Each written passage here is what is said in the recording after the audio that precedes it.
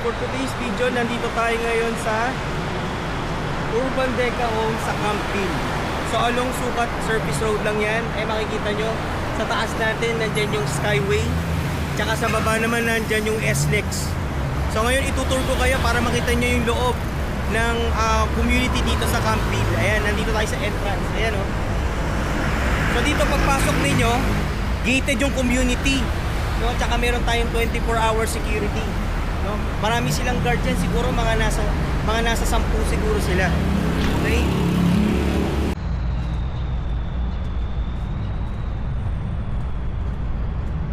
So ngayon malapit na tayo dito sa PMO o yung Property Management Office. Yan. So dito pag may concern kayo sa mga unit, may problema kayo sa community, diyan lang kayo lalapit sa kanila para ma-assist kayo. Tapos dito ngayon papasok naman tayo dito sa multi-purpose hall natin dito sa Urban Deca Home sa Campville.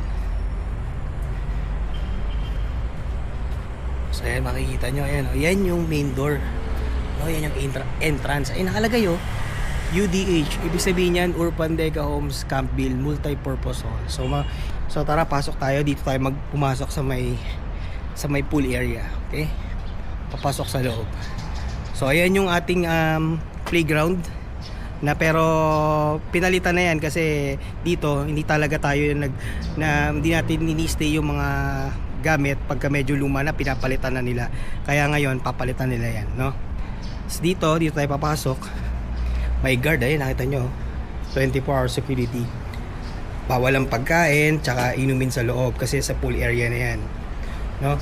So ayan yung swimming pool area. Ayan, buksan natin Ayan. So ito, syempre exclusive ito sa mga residents dito sa Urban Deca Home sa Campville, no? So pwede kang mag-ano din kasi parang lap pool lang dito. Mababa doon hanggang palalim. And then dito sa likod may pinto yan. Ayan sara natin yung umbrella. Ayan. So dito merong common toilet and bath, no? Pambabae tsaka panlalaki yan. So wala naman siguro tao yan. May shower area, isa, dalawa, tapos dalawang toilet. Ayan. So dalawang toilet, dalawang shower area. Then may mga sink, and then may salamin. Ayan.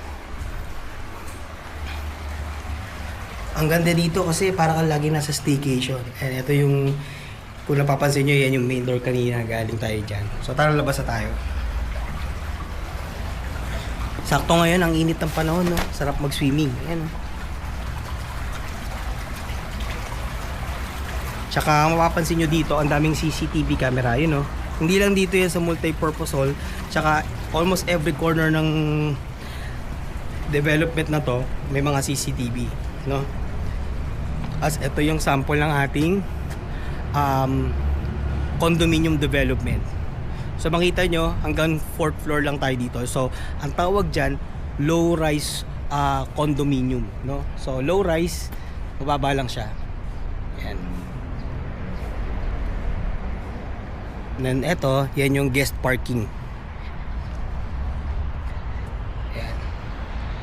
So ngayon naman itutour ko kayo, or pupunta tayo dun sa pinakadulo netong Campville.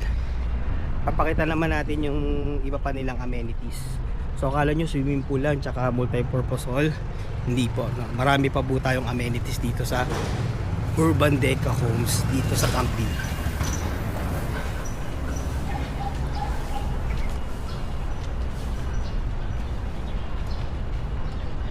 Tsaka makikita nyo, well maintained dito yung mga condominium natin. Kita nyo, bagong paint lang yan. Ayan, no? So mini-maintain nila yan, hindi nila inaantay na maglumot or magkaroon ng mga smudges. Talagang bagong pinipinturahan nila kaagad. Tsaka makita nyo, ayan, may mga delivery.